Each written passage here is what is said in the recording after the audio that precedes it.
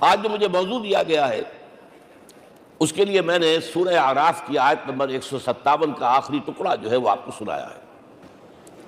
اس کا ایک پس منظر ہے وہ جان لیجئے۔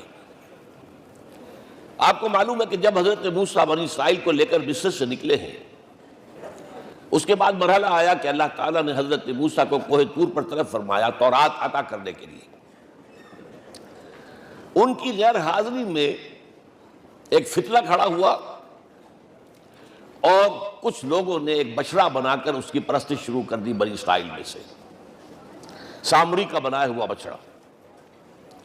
جب حضرت موسیٰ واپس آئے انہوں نے یہ دیکھا تو بہت غضبناک ہوئے، اور پھر اللہ تعالیٰ کے حکم سے فیصلہ ہوا کہ 12 قبیلوں میں سے جن لوگوں نے بھی یہ شرک کیا ہے ان کو انہی قبیلوں کے لوگ خود قتل کریں۔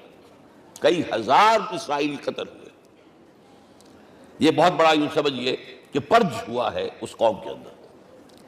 اس کے بعد پھر مزید اللہ تعالیٰ کی خدمت میں استغفار کے لیے حضرت موسیٰ علیہ السلام اپنے 70 بڑے بڑے سردار جو تھے 12 قبیلوں کے ان کو لے کر حاضر ہوئے۔ وہاں انہوں نے استغفار کیا اور ایک دعا کی، پروردگار وَاكْتُبْ لَنَا حَسَنَةً فِي الدُّنْيَا وَالْآخِرَةِ، ہمارے لیے نیکی کا اندراج کر دے، دنیا میں بھی آخرت میں بھی۔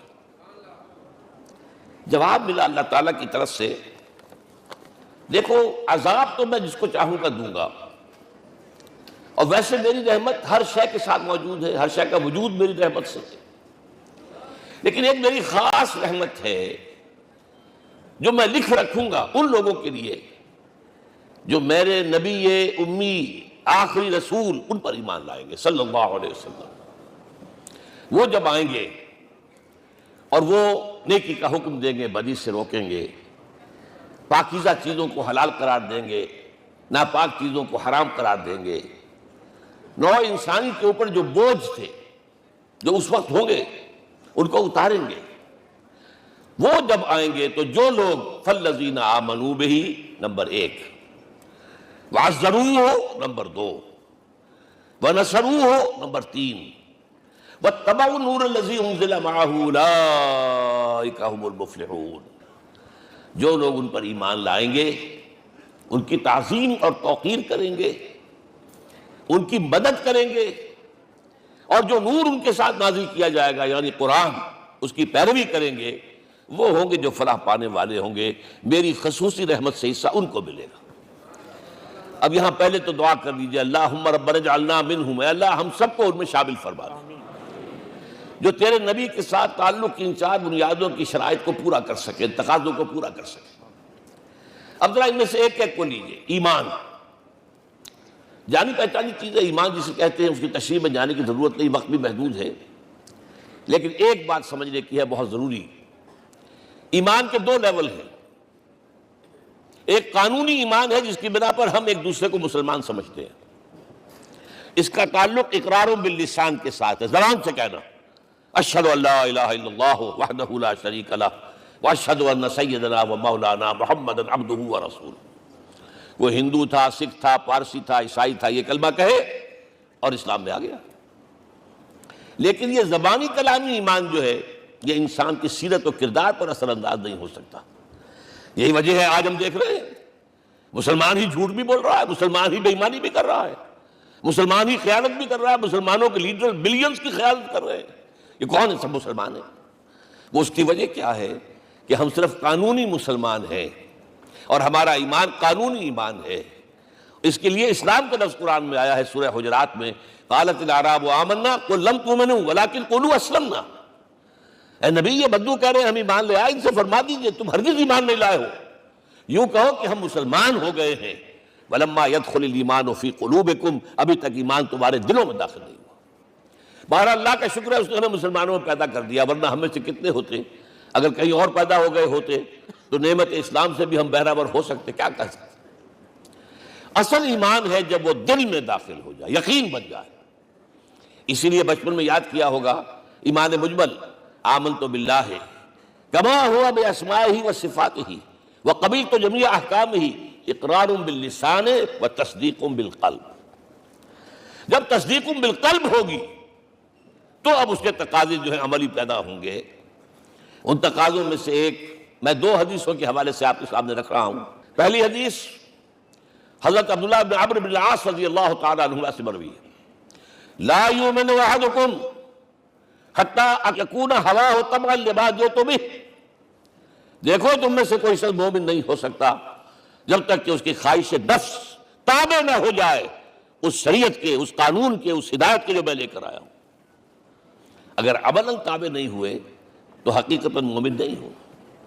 دل میں جھانکو، Do I really believe that Muhammad is the prophet of Allah? Do I really believe that Quran is the word of God?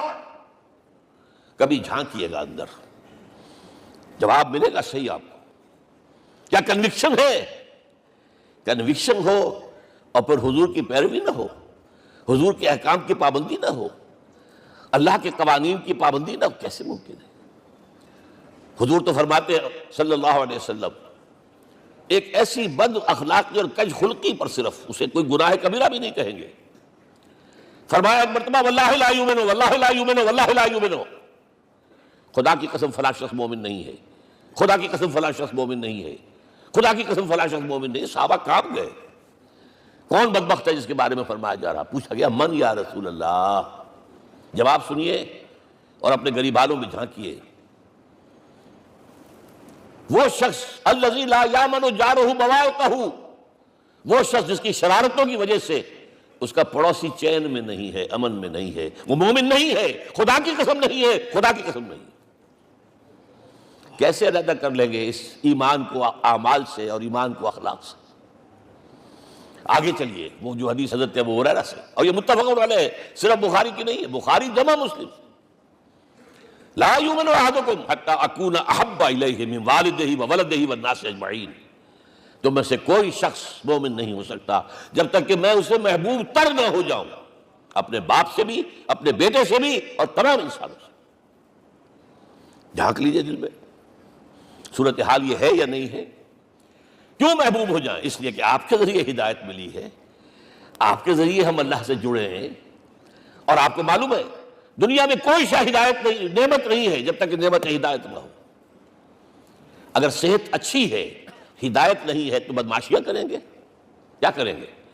آپ کو معلوم ہے صحت اچھی جو ہے کہ جا کے کھپے گی، اگر ہدایت نہیں ہے، اگر دولت ہے ہدایت نہیں، کیا کریں گے؟ گلچھرے اڑائیں گے، عیاشیاں کریں گے، لوگوں پر اپنی دولت کا روب گانٹیں گے۔ اولاد ہے، ہدایت نہیں ہے، یہ اولاد سہار روح بھی بن جائے گی کہیں آپ کے لیے۔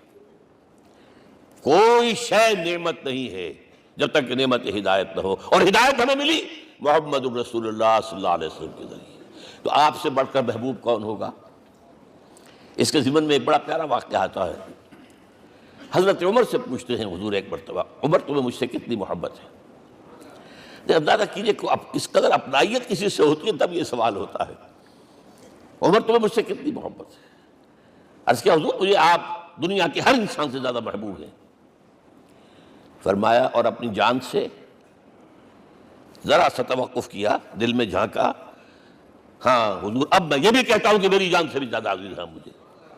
آپ نے فرمایا الان عمر اب پہنچے ہو جو مقام ہے، اب درکار ہے، جو مطلوب ہے۔ تو محبت اس درجے کی، اطاعت اس درجے کی، اگر نہیں ہے تو ایمان نہیں ہے۔ ہاں قانونی ایمان ہے، اب مسلمان ہے، اللہ کا شکر ہے، بہت بڑا فضل ہے۔ اب اگلے بات پر آئیے، عزروہ، ان کی توقیر، ان کی تعظیم کرے۔